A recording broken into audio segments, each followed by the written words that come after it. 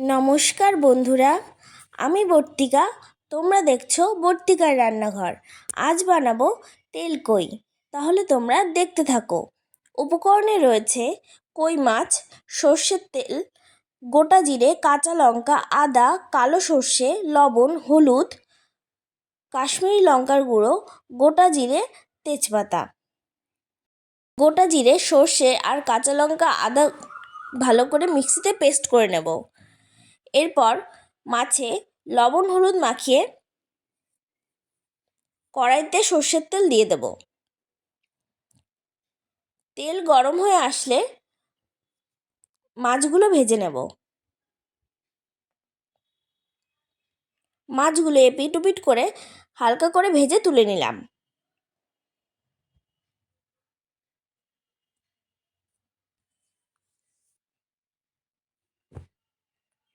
ওই তেলেই আরেকটু সর্ষের তেল দিয়ে গোটা জিরে আর তেজপাতা ফোড়নে দিয়ে আগে থেকে বেটে রাখা মশলাটা দিয়ে দেব।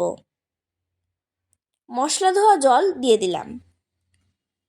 হাফ চামচ হলুদ, 1 চামচ লবণ আর অল্প পরিমাণ কাশ্মীরি লঙ্কার গুঁড়ো দিয়ে ভালো করে মিশিয়ে তেল ছেড়ে আসলে অল্প সামান্য জল দিয়ে দেব।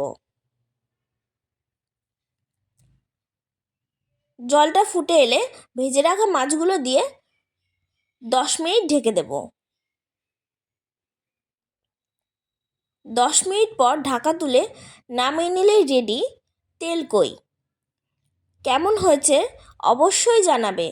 আর ভালো লাগলে আমার চ্যানেলটিকে লাইক, কমেন্ট, শেয়ার এবং সাবস্ক্রাইব করে দিও। আর বাড়িতে অবশ্যই একবার ট্রাই করে দেখো। আজকের মতো টাটা।